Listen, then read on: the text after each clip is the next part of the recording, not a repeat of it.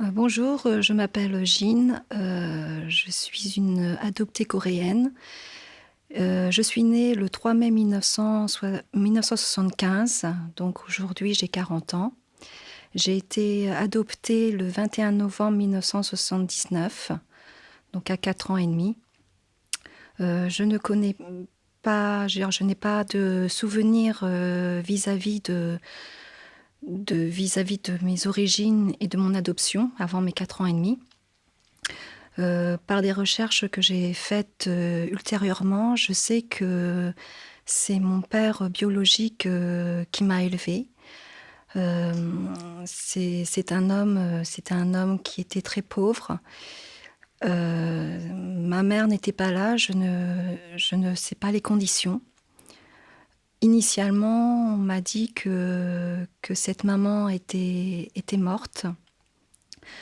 Donc c'est mon papa qui m'a élevée et comme il n'avait pas le budget pour m'élever, des gens sont venus le voir pour lui conseiller de me mettre à l'orphelinat.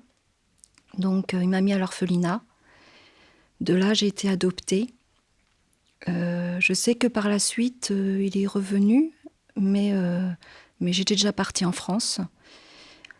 Donc j'ai été adoptée par une famille française. Dans cette famille, j'ai un grand frère. Mes parents avaient 2 chiens. Et mes parents adoptifs ont pu m'adopter car ils voulaient tout simplement un deuxième enfant, ils voulaient une petite fille. Donc je suis arrivée le 21 novembre 1979 à l'aéroport de Charles de Gaulle. Mes parents et mon grand frère, mon futur grand frère, étaient présents. Apparemment, j'étais assez agitée quand je suis arrivée en France. J'ai même été un petit peu agressive vis-à-vis de mon frère. C'est-à-dire, je lui ai donné une claque. Par la suite, j'étais très attachée à ma mère adoptive. C'est vrai que quand je la voyais pas, j'étais très, on pourrait dire oui, anxieuse. Elle me manquait beaucoup, mais elle allait travailler tout simplement. Mon père adoptif est toujours un homme assez froid, assez très grand, assez carré. Cet homme me faisait peur parce que peut-être j'étais toute petite. J'étais un enfant, c'est vrai que j'avais 4 ans et demi, mais pour la France, je faisais la taille d'un enfant de 2 ans, donc assez fragile physiquement. Après, les souvenirs que j'ai quand j'étais toute petite, c'est des souvenirs assez positifs de petite fille. Malgré que mes parents avaient déjà mon grand frère, je me suis sentie très aimée, même entre guillemets plus, dans le sens, je pense qu'eux voulaient vraiment une petite fille. Par la suite, si je dois parler de mes relations au niveau de l'école, j'étais une petite fille assez introvertie. Je n'avais quasiment pas d'amis, je ne m'ouvrais pas aux autres, car peut-être j'avais tout simplement peur, peur peut-être de cette petite différence que j'avais avec les autres, par rapport aussi aux moqueries qu'on avait vis-à-vis de moi. Heureusement, bon, j'avais mon grand frère qui me défendait vis-à-vis de ça. Mais bon, je ne l'ai pas forcément mal vécu, hein. J'ai vécu comme une petite fille qu'on pourrait dire normale.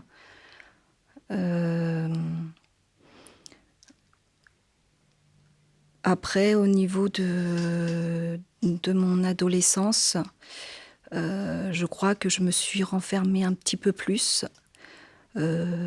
Déjà parce que mes parents adoptifs se sont séparés. J'ai très, très mal, vécu, cette séparation parce que moi, j'avais vraiment ce schéma de la famille, des parents, du frère, de la sœur et mon grand frère est parti de la maison aussi, en pensionnat parce que, il voulait poursuivre ses études, vers sa voie. Donc je me suis retrouvée, toute seule avec, ma maman, adoptive qui, elle, a refait sa vie avec un homme. Et cette période de l'adolescence a été très difficile pour moi car, ma maman, travaillait énormément, donc elle était beaucoup moins présente à la maison et j'ai eu une maman aussi, qui était très axée sur, ma scolarité. J'étais une jeune fille, au niveau des résultats scolaires, j'avais des résultats, assez moyens.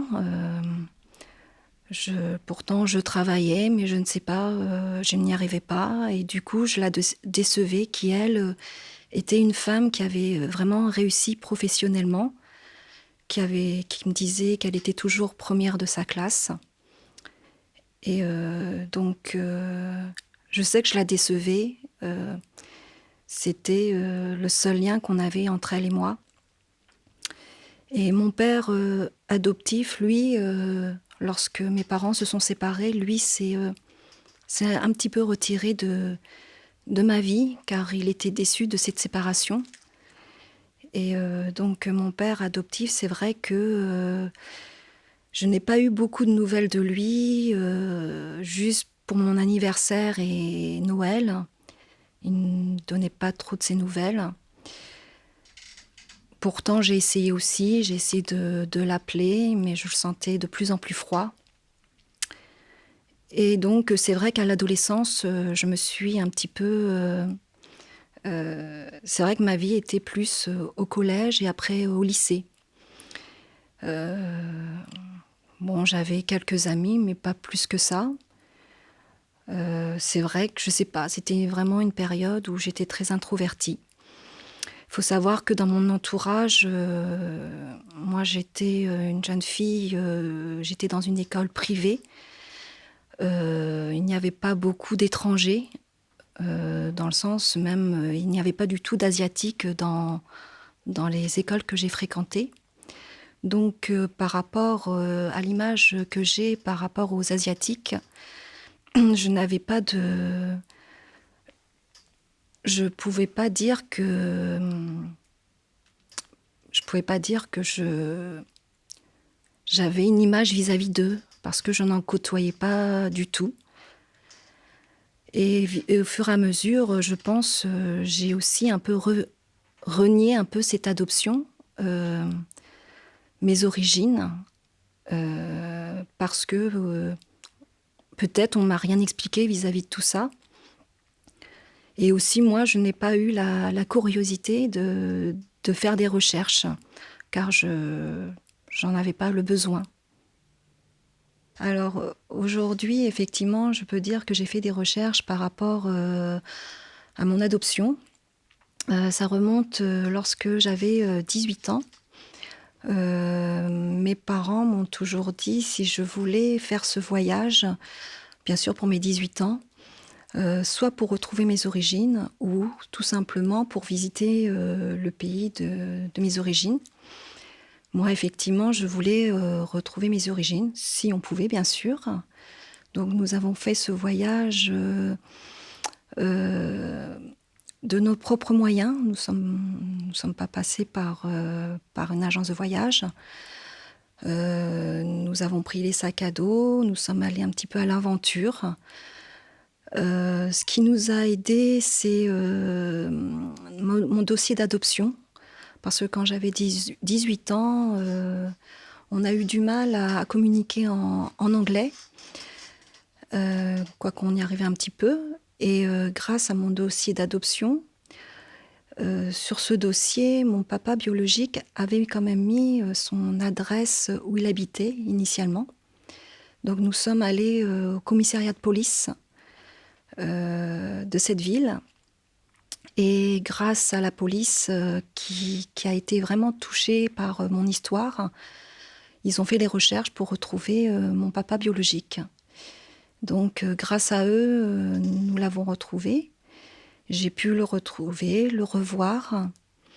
Nous avons pu communiquer grâce à une traductrice. Lui, effectivement, il était très très ému de me revoir.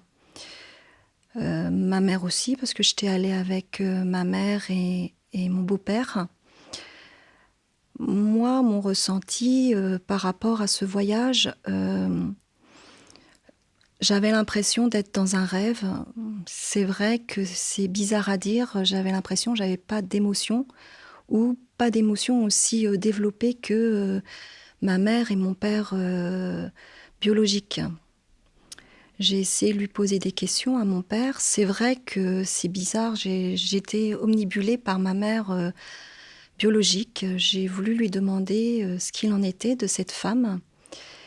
Et il m'a dit qu'elle était morte. J'ai voulu lui demander de quoi, et c'est vrai que je ne sais pas si c'était par pudeur, il ne m'a pas répondu. Donc effectivement, suite à ça, je sais, j'ai fermé une page. Je me suis dit, bon, bah, elle est morte. Donc j'ai fermé cette page. Donc c'est vrai que c'était quand même un voyage assez fort en émotion. J'étais quand même contente de connaître mon histoire et contente qu'on m'ait aidée ainsi, et voir aussi mon pays d'origine. Après, pendant plusieurs années, j'ai poursuivi ma vie. Et à l'âge de 37 ans, excusez-moi, donc il n'y a pas si longtemps que ça, j'ai invité ma mère adoptive chez moi, et je lui ai demandé, on reparlait de ce voyage qui était vraiment extraordinaire. Et je lui disais que moi, la seule chose qui me manquait, c'était de savoir de quoi était morte ma maman. Et c'est vrai que j'aurais aimé avoir une petite photo d'elle, car quand j'ai vu mon papa biologique, je trouvais qu'on ne se ressemblait pas du tout. Et bon, c'est peut-être moi aussi, hein. Et donc, du coup, tout ça, je regrettais un petit peu. Et ma mère adoptive m'a dit que, en vérité, elle était morte, elle était vivante. Et donc, ça a été un coup énorme pour moi, psychologiquement parlant. En ce temps-là, j'étais avec mon amie, ma petite fille, et tout s'est bouleversé dans ma tête. Et j'ai dû, de moi-même, parce que sinon je voyais que j'allais détruire ma vie de famille, ma propre vie.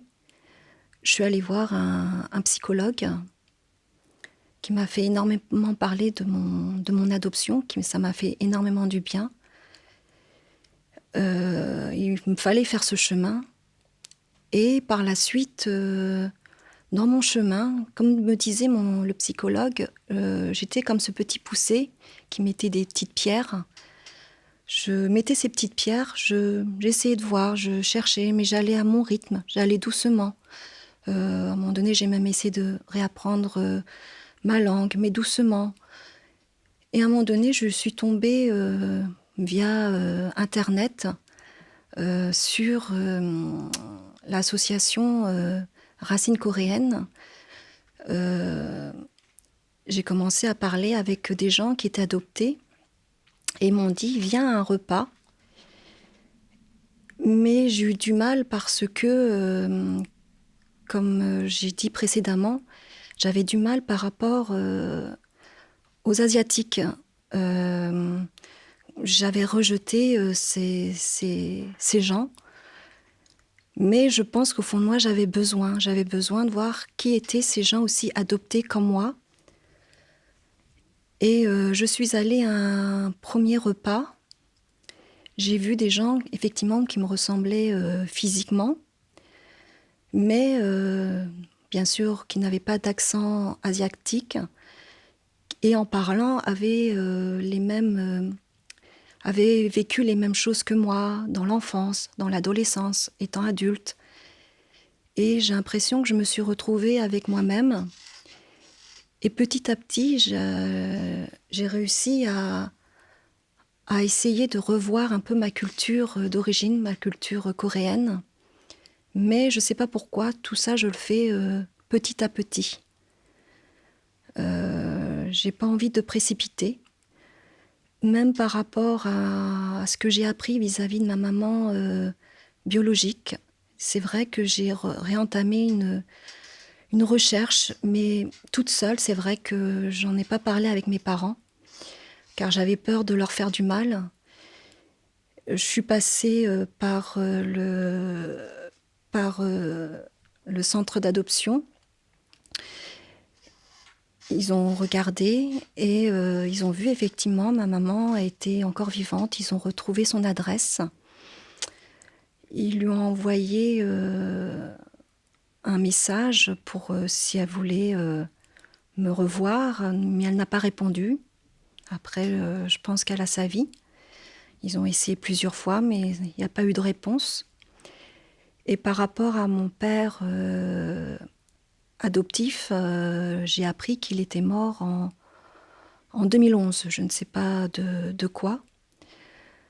Donc c'est vrai que ça m'a beaucoup attristée.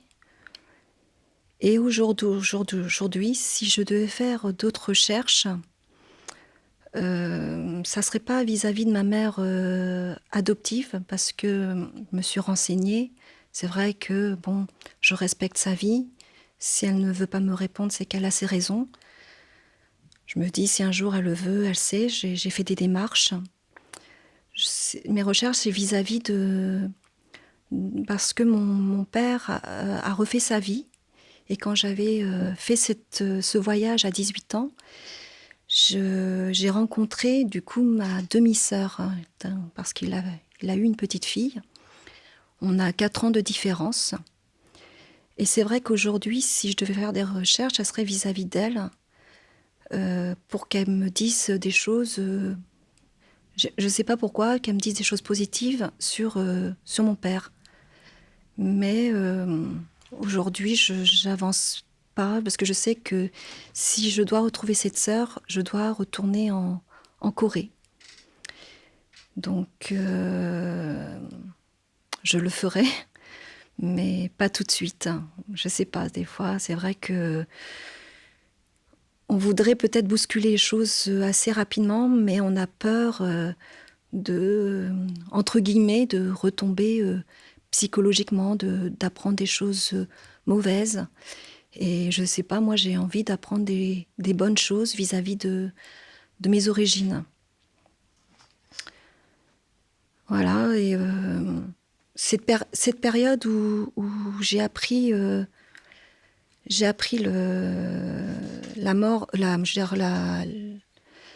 l'existence de ma mère biologique, il y a eu comme un chamboulement aussi vis-à-vis de ma famille, parce que effectivement, j'ai voulu en parler à ma mère adoptive. C'est vrai que plein de questionnements ont commencé à naître dans ma tête. Je voulais qu'elle me dise la vérité. Pourquoi elle m'avait caché tout ça? Aujourd'hui, je sais que c'était pour qu'elle se protège, qu'elle avait peur aussi peut-être de me perdre, que je comprends énormément. Mais comme j'ai dit, j'avais fait ce voyage avec ma mère et mon beau-père. Et ce beau-père, que ma mère n'était plus avec depuis quelques années, est revenu dans ma vie. Et lui me dit, Gine, je vais te raconter ton histoire. Je savais plus où me mettre. C'est vrai que j'étais très très sensible. Et je lui ai dit, raconte-moi mon histoire. Et lui m'a dit, je ne sais pas si c'est vrai, ma mère me dit, tout ce qu'il me dit c'est faux.